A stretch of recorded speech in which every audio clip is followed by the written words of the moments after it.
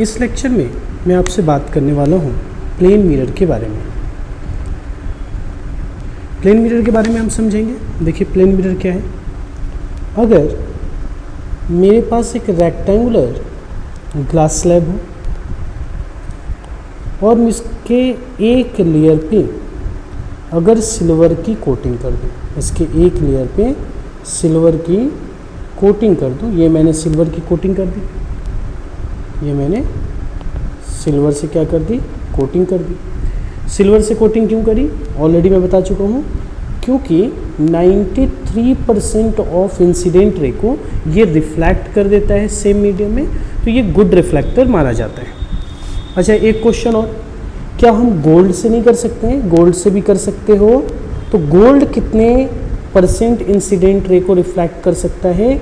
तो ये करता है 90% ऑफ इंसिडेंट रे को रिफ्लेक्ट कर देता है। अब प्लेन मिरर है, प्लेन मिरर की मैंने कोटिंग कर दी, यहाँ पर सिल्वर से कोटिंग कर दी एक सरफेस को। अब क्या होगा कि जब मैं इस पर रे डालूंगा तो ये जो सिल्वर कोटिंग वाली जो सरफेस है, इस सिल्वर कोटिंग वाली सरफेस से लाइट का रिफ्लेक्शन होगा, इस सिल्वर कोटिंग वाले पार्ट से लाइट का रिफ्लेक्शन होगा। यहाँ से मैंने डाला, ये रे आया इस पे, एंड देन ये क्या कर जाएगा, बाउंस बैक कर जाएगा सेम मीडियम में। इसी को हम रिफ्लेक्शन कहते हैं या रिफ्लेक्शन ऑफ लाइट कहते हैं। तो प्लेन मिरर से भी हमें इसी तरीके का रिफ्लेक्शन देखने को मिलेगा। अब देखिए प्लेन मिरर कहेंगे किसे? तो प्लेन मिरर हम उसे कहेंगे जिसका ये रिफ्लेक्टिंग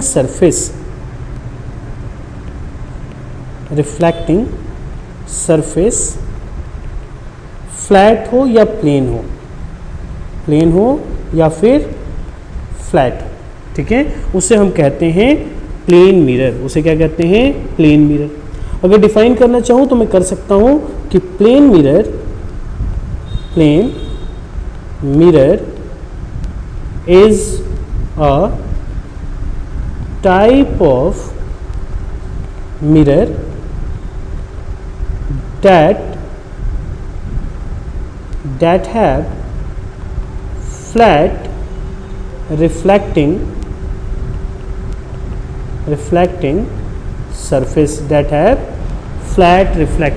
surface, उसे हम कहते हैं प्लेन मिरर। अब देखिए प्लेन मिरर में इमेज का फॉर्मेशन कैसे होता है उसको समझते हैं।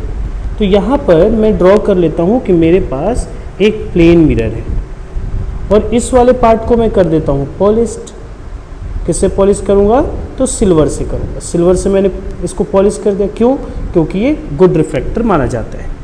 अब देखो जब इस पर एक इंसिडेंस रे आएगी, या फिर मैं इमेज फॉर्मेशन पहले करता हूँ, तो मैं एक यहाँ पर बना लेता हूँ कि ये मेरा एक बेस है, ये मैंने एक बेस बना लिया।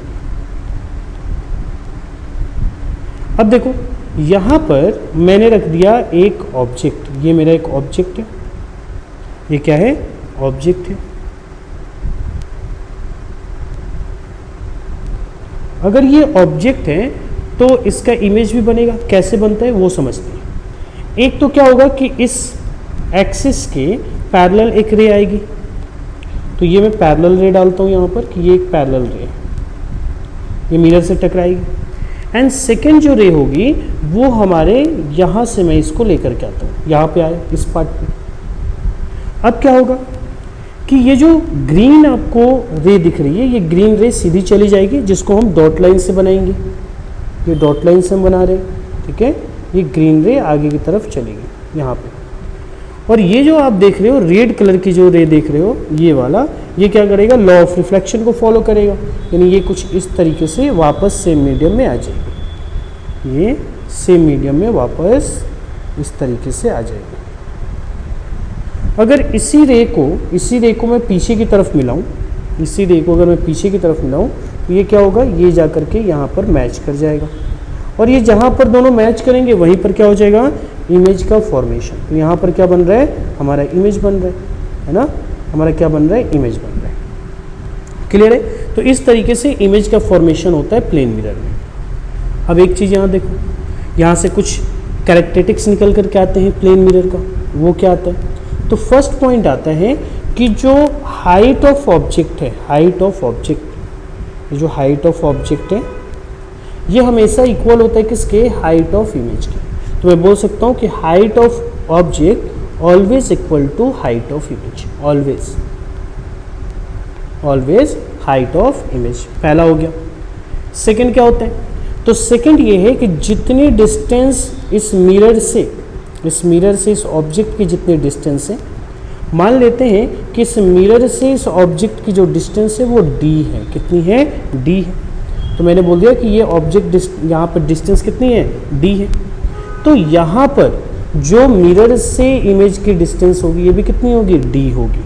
ये भी कितनी होगी, d होगी। ये भी कितनी होगी, d होगी। क्लियर है। यानी सेकंड की अगर बात करूँ तो डिस्टेंस जो है ये दोनों का ही क्या होगा, सेम होगा। यानी कि d इक्वल में d डैश, यहाँ पे d डैश कर देता हूँ। यानी कि दोनों का ही डिस्टेंस क्या होगा, सेम होगा। थर्ड क्या है, तो थर्ड की अगर हम बात करें तो यहाँ पर ऑब्जेक्ट हमने कैसे रखा हुआ है, तो सीधा रखा हुआ है ना, इरेक्ट रखा हुआ है। तो यहाँ पर भी ये कैसे बन रहा है, बिल्कुल सीधा बन रहा है। और सीधी जो इमेज बनती है वो कैसी होती है, वर्चुअल भी होती है। तो मैं लिख सकता हूँ कि इसमें जो बनने वाली इमेज है वो कैसी होगी, virtual and erect, virtual and erect होगी। ओके। फोर्थ क्या होगा, तो फोर्थ जो होता है उसे हम बोलते हैं लेटरल डिस्पर्सन। क्या बोलते हैं, लेटरल डिस्पर्सन नहीं, लेटरल इन्वर्टेड,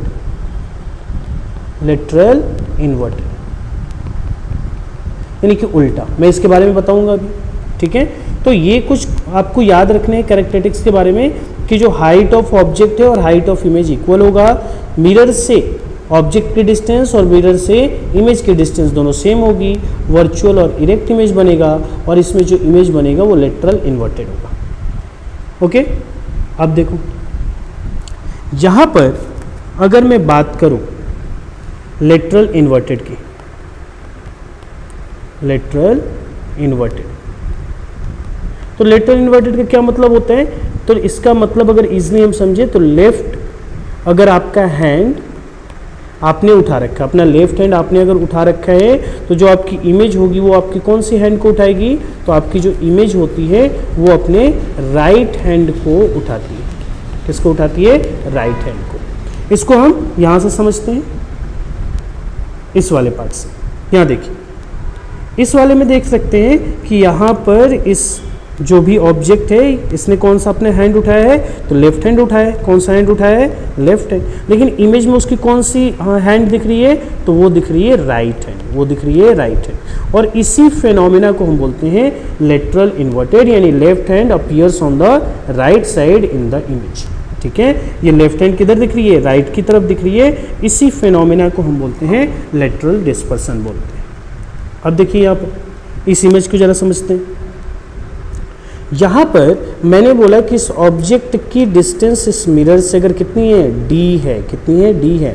तो यहाँ पर इस मिरर से इस इमेज की भी डिस्टेंस कितनी होगी, d होगी।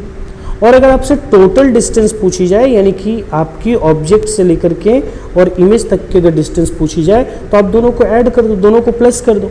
तो d प्लस d कितना हो गया, 2d। कितना हो गया, 2d। ये याद रखना, इस पर आपके न्यूमेरिकल्स बनेंगे। अब देखो यहाँ पर लेटरल डिस्पर्सन को हम और अच्छी तरीके से समझते हैं। यहाँ पर लिखा गया है ब्राउन, है ना। अब देखो क्या हो रहा है, तो यहाँ पर जब इसको हम मिरर में देखेंगे तो सबसे पहले n दिखेगा, फिर w, फिर o, फिर r, फिर b। इस तरीके से ये चेंज हो जाएगा और इसके लिखने का तरीका भी क्या हो जाएगा, चेंज हो जाएगा। तो इसको हम बोलते हैं लेटरली इन्वर्टेड इमेज। ठीक है, और ये आपको प्लेन मिरर में देखने को मिलेगा। कहाँ मिलेगा, प्लेन मिरर में देखने को मिलेगा। ठीक है, यहाँ जरा देखो कि A to Z लेटर्स में कौन कौन से लेटर्स कैसे दिखते हैं। आप देख सकते हो ये A है, A सेम दिख रहा है, B आपका चेंज हो गया, C भी आपका चेंज हो गया, D भी हो गया, E, F, G, H same है, I सेम है। ठीक है, यहाँ पे मैं टिक लगा देता हूँ। A सेम है, H सेम है, I सेम है। J देखो, J बदल जाएगा, K बदल जाएगा, L बदलेगा, M लेकिन आपका सेम रहेगा। M कैसा रहेगा, सेम रहेगा। N बदल जाएगा, है ना। O सेम रहेगा आपका, O कैसा रहेगा, सेम रहेगा। फिर P की बात करें, ये भी बदल जाएगा, Q भी बदल जाएगा, R भी बदलेगा, एस भी बदलेगा, टी लेकिन सेम रहेगा। टी कैसा रहेगा? सेम, यू भी सेम, वी भी सेम, डब्ल्यू भी सेम, एक्स भी सेम, वाई भी सेम और जेड आपका बदल जाएगा। तो ये ए टू जेड लेटर्स हैं, ए टू जेड लेटर्स हैं। जब हम इन्हें मिरर के सामने रखते हैं तो ये मिरर के सामने हमें कुछ इस तरीके से अपीयर होते हैं, कुछ इस तरीके से हमें दिखाई देते हैं, जो आप यहाँ पर देख सकते हैं।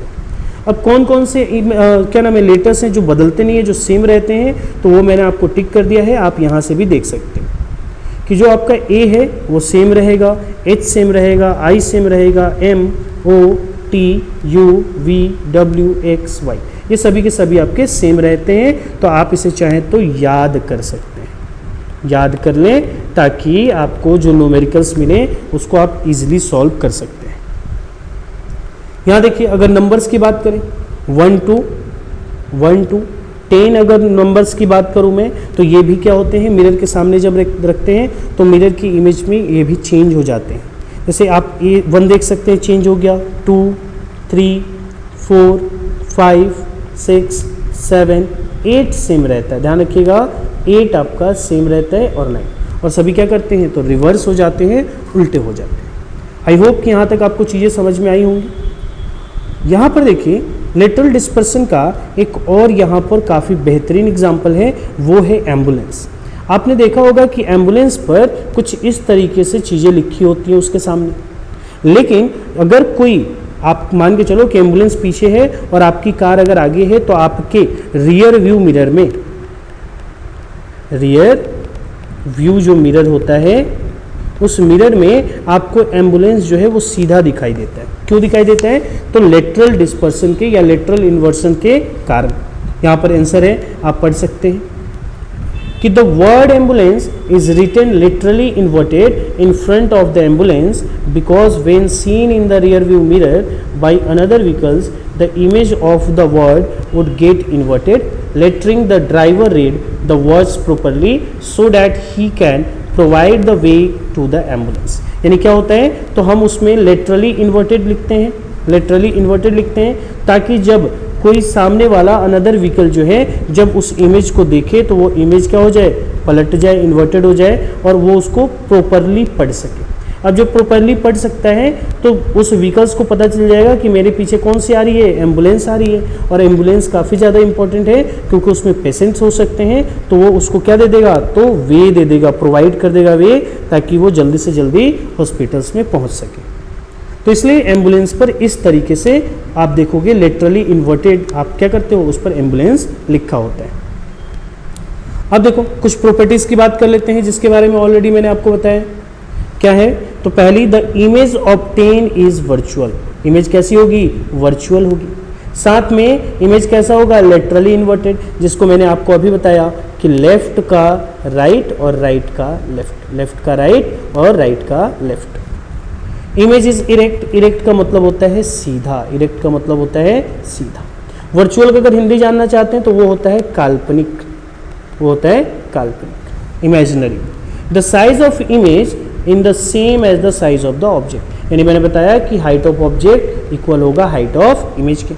The distance between the image obtain is the same as the distance between the object from the mirror, यानी कि जो डिस्टेंस होगी आपकी ऑब्जेक्ट से लेकर के मिरर तक की जो ऑब्जेक्ट डिस्टेंस होगी और जो मिरर से लेकर के इमेज तक की जो डिस्टेंस होगी, ये दोनों क्या होंगे, सेम होंगे, दोनों क्या होंगे, सेम होंगे। तो ये कुछ प्रॉपर्टीज़ है प्लेन मिरर की जो आपको याद रखनी है। अब हम बात करने वाले हैं कुछ इंपॉर्टेंट चीज़ों के बारे में। वो क्या है, तो number of image formed by plane mirror. क्या आपको क्या करना है कि प्लेन मिरर से कितने इमेज बनते हैं ये आपको बताना है। कई बार क्या होता है कि आप सैलून में जाते हो और सामने एक मिरर लगी हुई है और एक मिरर लगी हुई है पीछे। फिर आप देखोगे कि यहाँ सामने आप जिधर आपकी फेस है उसमें कई सारे इमेज के अंदर इमेज बनते जाते हैं। फिर आप उसको काउंट करते हो, काउंट करते करते बोलते हो कि बहुत ज़्यादा इमेज बन रहे हैं। तो अगर इस तरीके से दो मिरर रखे गए हैं प्लेन मिरर, तो बनने वाले नंबर ऑफ इमेज कितने होंगे वो आप बहुत ही ईजिली क्या कर सकते हो, फाइंड आउट कर सकते हो। लेकिन कैसे, उसके लिए एक फॉर्मूला है। फॉर्मूला क्या है? फॉर्मूला है 360 डिवाइडेड बाई थीटा। थीटा यहां पर क्या है? तो थीटा है angle between two plane mirror, दो प्लेन मिरर के बीच बनने वाला एंगल, उसे हम थीटा कहते हैं। तो क्या करना होगा? अगर हमने 360 डिवाइडेड बाई थीटा किया और जब हमने इसको डिवाइड किया तो डिवाइड करने पर अगर इसका जो वैल्यू आ रहे हैं, अगर वो आ रहा है मान के चलो 2, 4, 6 ऐसे आ रहे हैं, या फिर आ रहा है 3, 5, 7 ऐसे आ रहे हैं, तो हमने ऑब्जर्व किया कि 2, 4, 6 ये जो है ये इवन नंबर है। ये क्या है? Even number. और ये जो है ये है ऑड नंबर, ये है ऑड नंबर। तो इवन या ऑड नंबर आ सकता है जब हम 360 में थीटा से क्या करें? डिवाइड करें। अब इवन या ऑड नंबर आ गया तो हमें दो चीज़ों का ध्यान रखना है। क्या चीज़ें ध्यान रखनी है? कि अगर इवन या ऑड आया और क्वेश्चन में अगर लिखा हो कि सिमेट्रिक हो या सिमेट्रिकली हो, जैसे ऐसे है ना, अगर ऐसे लिखा हो कि अगर क्या आ गया? इवन आ गया या फिर ऑड आ गया, और क्वेश्चन में ऐसे दिया हो कि सिमेट्रिक है, वो है ना, सिमेट्रिक है, तो हम जो फॉर्मूला यूज़ करते हैं वो फॉर्मूला होता है 360 divided by theta minus 1, 360 divided by theta minus 1। लेकिन अगर हमने डिवाइड किया और डिवाइड करने के बाद हमने देखा कि वो तो ऑड नंबर आ रहा है, तो ऑड नंबर आ रहे हैं, उस केस में हमें क्वेश्चंस में देखना होगा कि क्या दिया है। अगर ऑड नंबर आया और मान के चलिए ऑड नंबर अगर आया, यहाँ पे मैंने गलत कर दिया, इसको मैं सही टिक कर लेता हूँ। अगर इवन आया या फिर हमारा, हाँ, अगर इवन आ रहा है किसी भी कंडीशंस में, चाहे वो सिमेट्रिकल हो या असिमेट्रिकल हो या असिमेट्रिक हो, हम 360 डिवाइडेड बाई थीटा माइनस 1 का फॉर्मूला यूज़ करेंगे। लेकिन अगर क्वेश्चंस में अगर हमने 360 डिवाइडेड बाई थीटा अगर फाइंड आउट किया और ये वैल्यू अगर मान के चलो कि क्या आ जाती है? ऑड आ जाती है। क्या आ जाती है? ऑड आ जाती है। और क्वेश्चन में अगर बोला हुआ है कि सिमेट्रिक अगर मिरर रखे गए हैं तो 360 divided by theta minus 1 he formula लगेगा। लेकिन असिमेट्रिक अगर दिया हुआ है तो हम -1 नहीं करते, डायरेक्ट हम 360 डिवाइडेड बाई थीटा करके जो भी वैल्यू आती है वही हमारी क्या हो जाती है? आंसर हो जाती है। क्लियर है? तो सिमेट्रिक और असिमेट्रिक का यहाँ पर डिफरेंस होता है। क्वेश्चंस आप इसको अच्छी तरीके से समझ पाएंगे। चलिए एक क्वेश्चंस में करता हूँ ताकि आप इसको क्लियरली देख सकें, समझ सकें। क्वेश्चन बोल रहा है कि calculate the number of image formed by two plane mirror kept at an angle 30, 72, 90 respectively. Assume the object is placed symmetrically with respect to both the mirror in all the three cases. यहाँ पे देखो questions में already दिया हुआ है कि symmetrically है, तो कैसे सॉल्व करेंगे?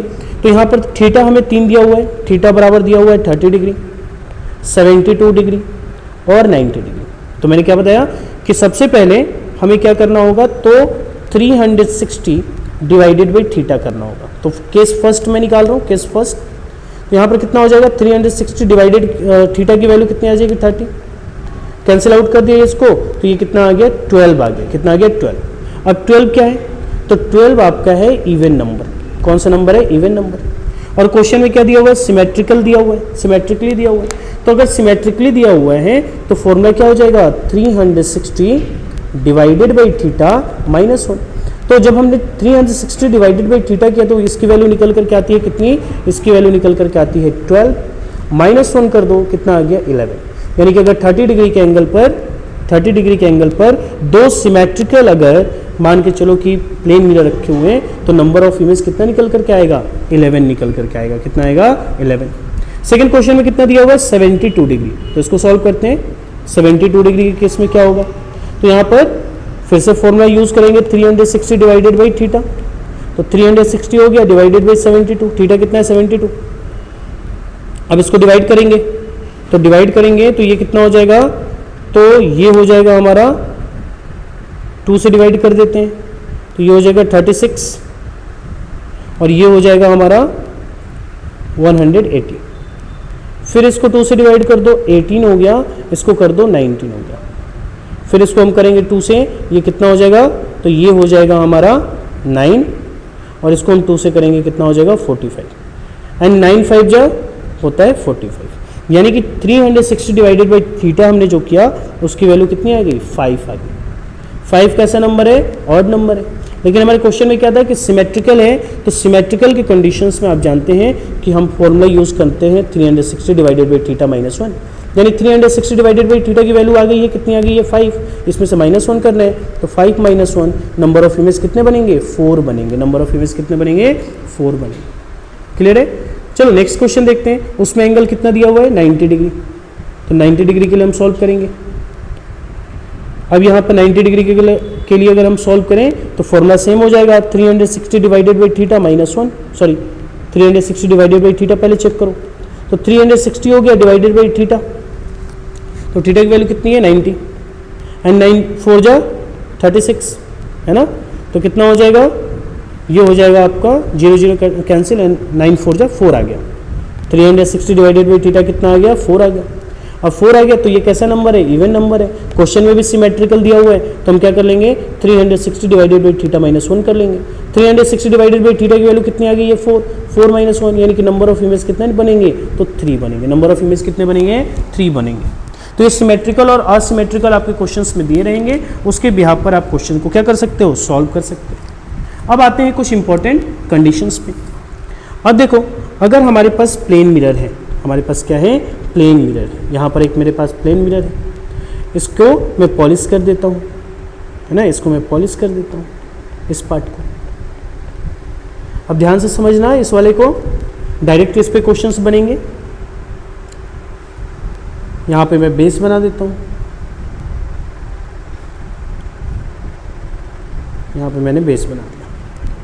अगर मैंने यहाँ पर एक ऑब्जेक्ट रखा, यहाँ पर क्या रखा, एक ऑब्जेक्ट रखा, तो सीधी सी बात है कि अगर ऑब्जेक्ट रखा है यहाँ पर, तो यहाँ पर क्या बनेगा, इसका इमेज भी बनेगा, इसका क्या बनेगा, इमेज बनेगा, यानी ये आपका क्या है ऑब्जेक्ट है और ये क्या है आपका इमेज है, तो ऑब्जेक्ट भी है इमेज भी है। अब यहाँ पर अगर मैं बोलूँ कि ये ऑब्जेक्ट मिरर की तरफ यानी कि टूवर्ड्स द मिरर यानी मिरर की तरफ अगर v स्पीड से जा रही है, किस स्पीड से जा रही है, v स्पीड से, तो ये जो ऑब्जेक्ट है, ऑब्जेक्ट ये भी कितने की स्पीड से मिरर की तरफ आएगा, कितने की स्पीड से मिरर की तरफ आएगा। तो हमेशा याद रखना कि अगर v स्पीड से अगर ऑब्जेक्ट जो है वो मिरर की तरफ जा रहा है, तो इमेज भी मिरर की तरफ v स्पीड से ही आएगा। किस स्पीड से आएगा, v स्पीड से आएगा। ठीक है, इस पे डायरेक्ट क्वेश्चन बन जाएंगे। अगर मान के चलो कि क्वेश्चन दे दिया कि ऑब्जेक्ट अगर आपका मिरर की तरफ 2 मीटर पर सेकंड की स्पीड से जा रहा है, तो इमेज जो है वो मिरर की तरफ किस स्पीड से आएगा, जो इमेज है वो मिरर की तरफ किस स्पीड से आएगा, तो ये भी कितना हो जाएगा 2 मीटर पर सेकंड हो जाएगा, 2 मीटर पर सेकंड हो जाएगा। नेक्स्ट कॉन्सेप्ट जरा देखो, अगर मान के चलो कि मेरे पास एक मिरर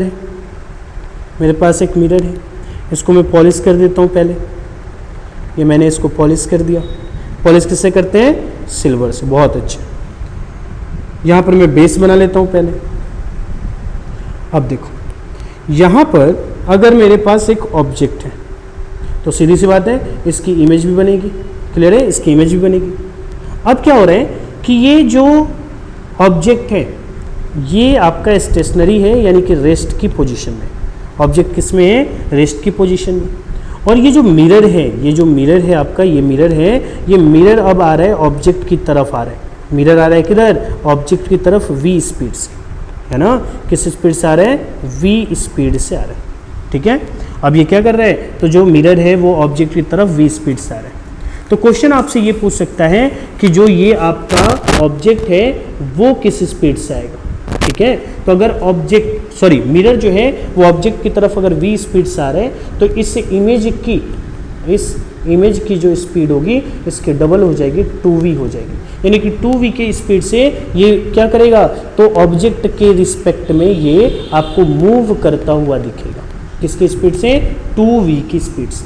अगर मैं बोलूँ कि जो मिरर है, मिरर को ऑब्जेक्ट की तरफ 3 मीटर पर सेकेंड की स्पीड से या 3 मीटर पर सेकेंड स्क्वायर के एक्सेलरेशन से लेकर के आया गया, तो ये इमेज जो होगा वो इमेज कितने की स्पीड से आएगा, तो बस इसका डबल कर दो, 2 × v कर दो, यानी 2 × 3 यानी कि 6 मीटर पर सेकेंड स्क्वायर की स्पीड से आपको ये क्या करेगा, मूव करता हुआ दिखेगा। आई होप कि आप इसको समझ गए होंगे। अब देखो, अब हम क्या करेंगे, angle of deviation. Angle of deviation. Angle of deviation को हम डेल्टा से रिप्रेजेंट करते हैं। डेल्टा से क्या करते हैं? रिप्रेजेंट करते हैं। डेल्टा से क्या करते हैं? रिप्रेजेंट करते हैं। मान लो कि मेरे पास एक क्या है, एक है प्लेन मिरर, है ना, इसको मैं पॉलिश कर देता हूँ। इसको मैंने पॉलिश कर दिया, इसको मैंने पॉलिश कर दिया। ध्यान से समझना, काफ़ी ज़्यादा इम्पोर्टेंट है, ये आपको प्रिज्म में भी देखने को मिलेगा। अब क्या होगा, मैंने इस पर इंसिडेंस रे डाली, ये इंसिडेंस रे है। अब ये क्या होगा, ये टकराने के बाद रिफ्लेक्ट कर जाएगा कुछ इस तरीके से। अब यहाँ पर मैं बना देता हूँ एक नॉर्मल रे, है ना, नॉर्मल यहाँ पे मैं ड्रॉ कर देता हूँ, ये नॉर्मल हो गया। क्लियर है? अब क्या होगा कि यहाँ पर ध्यान दो, अगर तो ये जो इंसिडेंस रे है, इसको तो ऐसे चले जाने चाहिए था, ये इसका पाथ होता है, ऐसे गुजरना चाहिए था, लेकिन ये गुजरता नहीं है ना। तो मैं इसको डॉट लाइन से बना देता हूँ कि ये तो इसका एक्चुअल पाथ है, इसको मैंने डॉट लाइन से बना दिया। अब देखो क्या होगा, इस वाले एंगल को हम बोलते हैं एंगल आई। क्या बोलते हैं? Angle I, angle of incidence. और इस वाले एंगल को हम बोलते हैं, इस वाले एंगल को angle R, angle of reflection. तो यहाँ पर अगर तुम ध्यान दो तो ये एंगल ऑफ जो क्या नाम है, रिफ्लेक्टेड रे है, ये जो रिफ्लेक्टेड रे है, रिफ्लेक्टेड रे और इस एक्चुअल पाथ से बनने वाला एंगल जो है, ये एंगल क्या कहलाएगा? ये कहलाएगा डेल्टा। डेल्टा का क्या मतलब है? तो डेल्टा का मतलब है आपका, तो डेल्टा का मतलब है angle of deviation, angle of deviation. अब देखो एंगल ऑफ डेविएशन, अगर मैं इसको थोड़ा सा कैलकुलेट करूं अगर मैथमेटिकल, तो यहाँ पर देखो ये जो बनने वाला एंगल है ये एक स्ट्रेट लाइन है, और स्ट्रेट लाइन पर बनने वाला जो एंगल होगा ये पूरा 180 का होगा। तो मैं लिख सकता हूँ यहाँ पर कि डेल्टा बराबर 180, क्योंकि मुझे ये वाला एंगल निकालना है, ये वाला एंगल निकालना है। तो कैसे निकलेगा, अगर मैं 180 में से माइनस कर दूं किसको किसको, तो माइनस कर दूं एंगल आई को और एंगल आर को, है ना। तो मैं यहाँ पर लिख सकता हूँ कि angle I plus angle R, angle I plus angle are.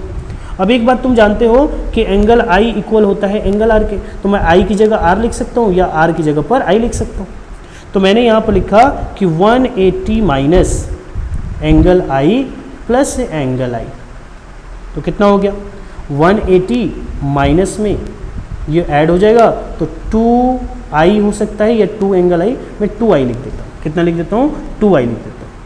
तो अगर मैं क्या करूँ कि अगर 180 में से जो भी यहाँ पर इंसिडेंस एंगल दिया हो, इंसिडेंस एंगल का अगर मैं डबल करके माइनस कर दूँ तो मेरा क्या निकल जाएगा? डेल्टा निकल जाएगा, यानी एंगल ऑफ डेविएशन निकल जाएगा। मान लो कि अगर क्वेश्चंस में तुम्हें दिया हो कि angle I equal 0, angle I equal 0, तो एंगल आई इक्वल 0 होगा तो एंगल आर भी कितना हो जाएगा? 0 हो जाएगा। उस कंडीशन में जब 180 में से अगर तुम 0 माइनस करोगे तो वैल्यू जो आएगी, जो आपकी डेल्टा की जो वैल्यू आएगी, वो डेल्टा की वैल्यू कैसी होगी? मैक्सिमम होगी। डेल्टा की वैल्यू कैसी होगी? मैक्सिमम होगी। कब? जब इंसिडेंस रे आपका 0 डिग्री हो, इंसिडेंस रे कितना हो? 0 डिग्री हो। तो आई होप कि आपको ये समझ में आ गया होगा।